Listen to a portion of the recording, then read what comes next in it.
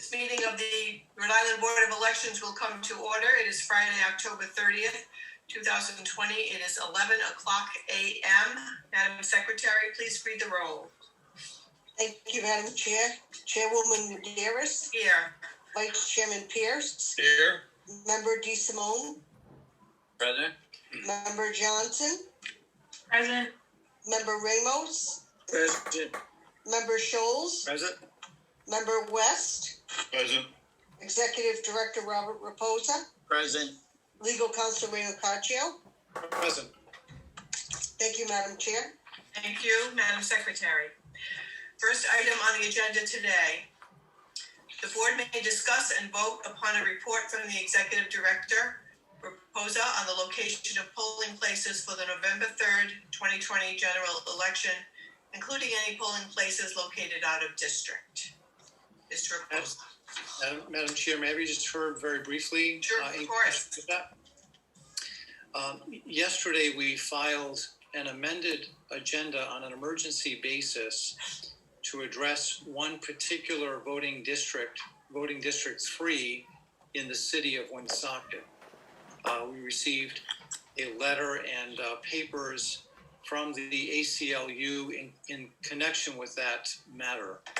This morning, I did speak with counsel for the ACLU, who is present, Mr. Batastini, and it is my understanding that while they do want to be heard as to the process by which this designation occurred, they are not seeking in this hearing a change in that polling place location.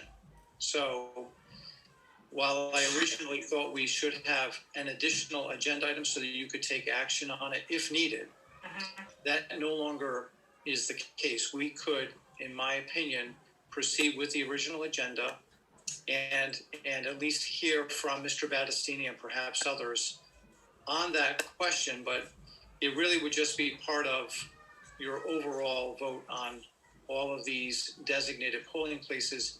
We do not have to have a separate action item to possibly change that polling place or any other relief. Now, I do understand that Mr. Batastini may file a verified claim to this board or the court in that regard, but that is not before us now. So just as a matter of procedure, it is my recommendation that we proceed with the original agenda and that you will not have to take a vote to amend your agenda on an emergency basis to hear that proposed second item.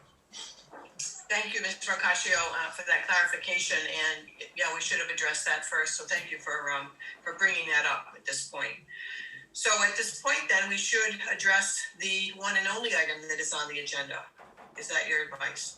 Yes, and as part of that, if the board permits, Mr. Batastini could present at least express his concerns with what happened in his view of what happened in Woonsocket, and then if and when we receive any kind of a verified claim or other action from him, we could hear it at that time. Take it up at that time. Should we hear from Mr. Raposa first for an overall view of that, though? It makes sense to me to do that now.